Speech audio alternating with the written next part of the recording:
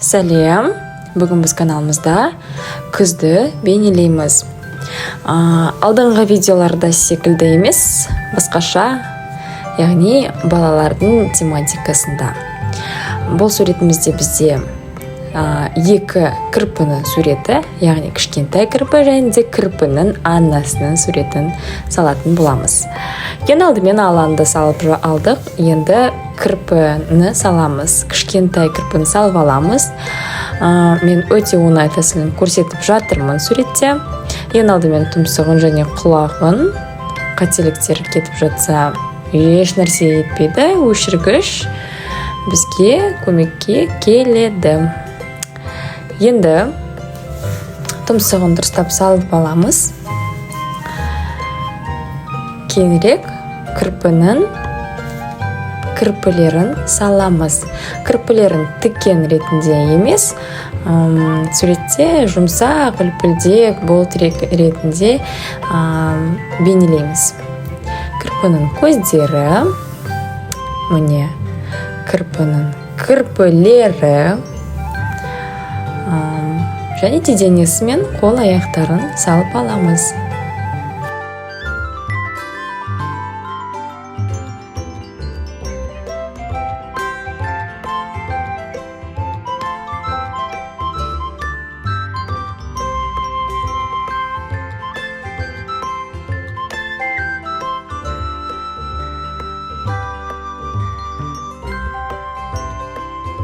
Ал енді кірпінің үлпілдек кірпісі осындай үлкен массасы бар екен көрсету үшін осындай кішкене жақшашалар саламыз.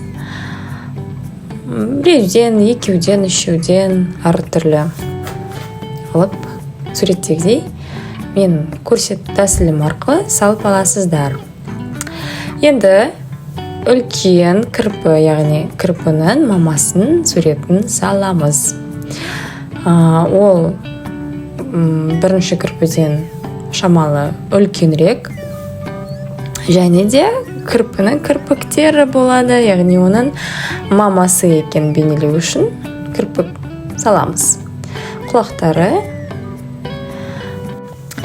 кірпінің кірпісін саламыз, яғни арқасындағы кірпілерін салып аламыз. Оның мамықтығын бейнелеу үшін дәл бірінші кірпінің салғандағыдай жақшалар саламыз. Аяқтары, қолы, мұрны бәрі бірдей, тек қана айырмашылығы үлкендігі, яғни бұл кірпі бірінші кірпіге қарағанда үлкенірек, және де кірпіктер болады.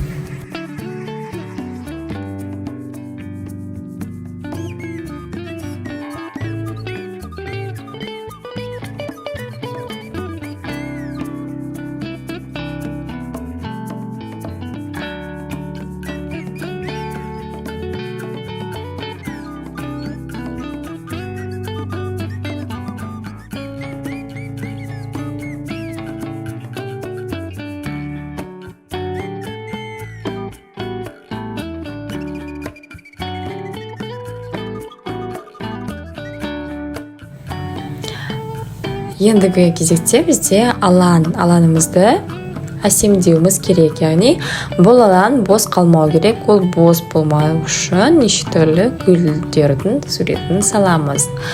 Алдымен аланды бояп аламыз. Сары, қызғылт сары, қоңыр және жасыл түсті бояулармен бояп шығамыз. Яғни осылар арасынан сары түсті, арасынан қызғылт сары түсті қосамыз, арасынан қоңыр түсті қосамыз және де жасыл түсті қосамыз. Сол кезде бізде барлық көктемде болып жатқан палитраны суретке береміз.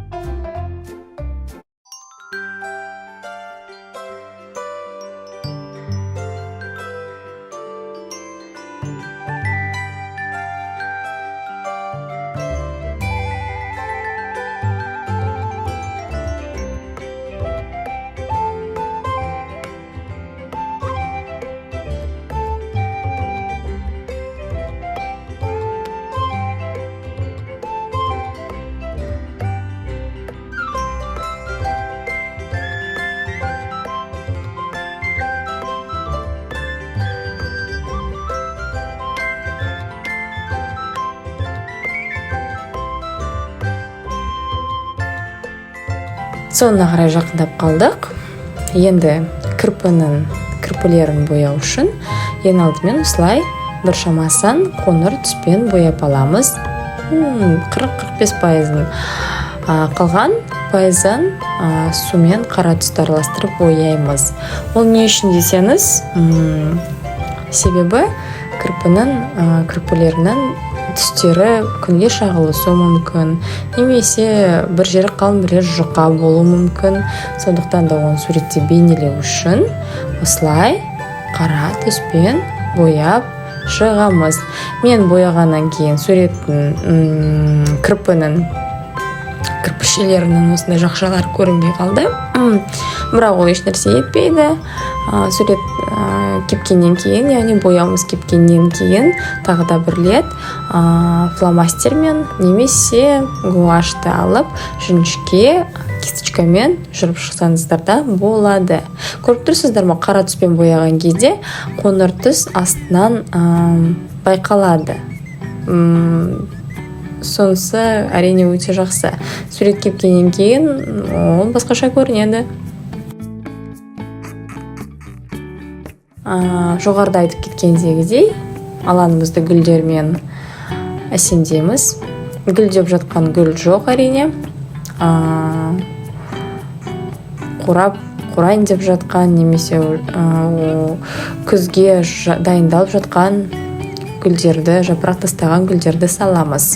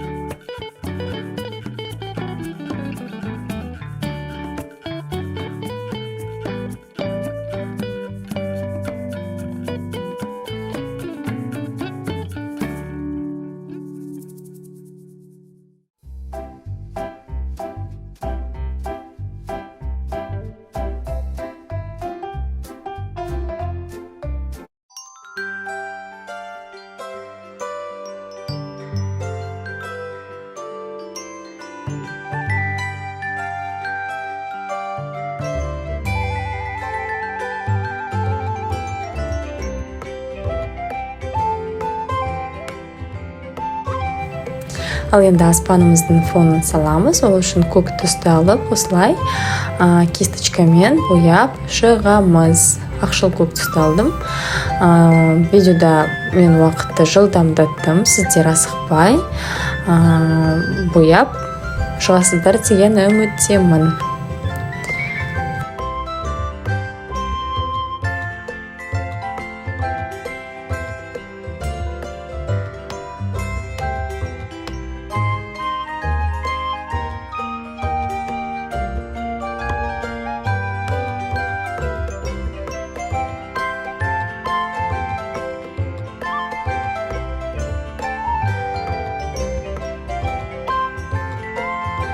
Енді кірпінің беті, тұлғасын осындай қоңыр түсті боямен бояп шығамыз. Барлығын ақырындап, шетке шығармай, контурны шығармай, оға тырыстамыз. Бірақ шығып кетсе, оны әрине дұрыстауға болады, бірақ шығармауға тырысыңыздар.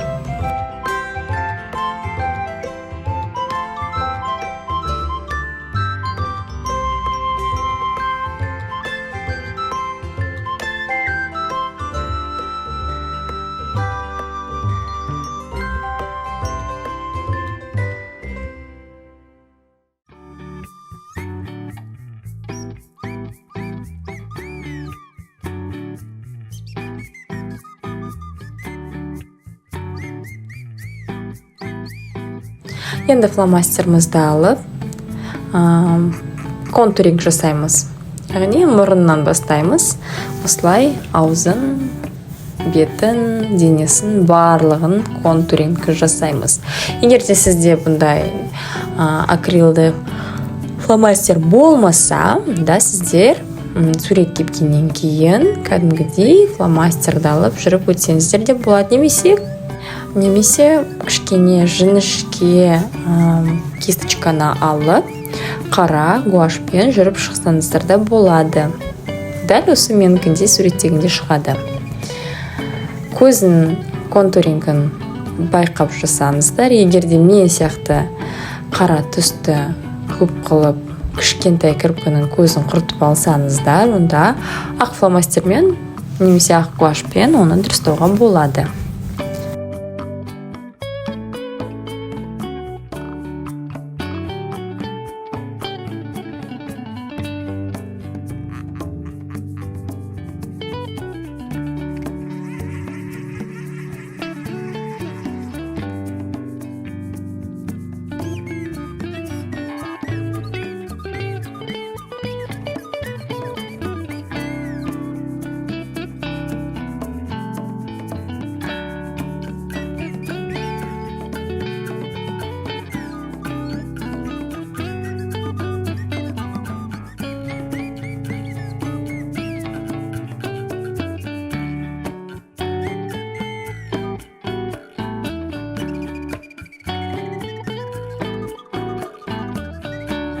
Міне ақ фломастермен көзінің ағын дұрыстап жаттырмыз. Кепкеннен кейін екінші рет жүріп шығамын. Өте ыңғайлы фломастерлар. Бетінің қызылын ұмытпаймыз салуға.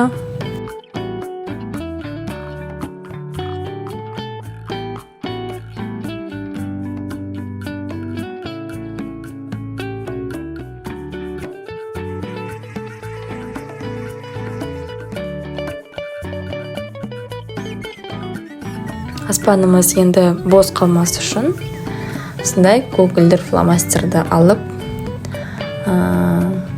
бірнеше жерден осындай белгілерін салып қойдым.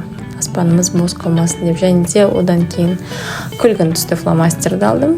Дәл сондай белгілер салып шықтым.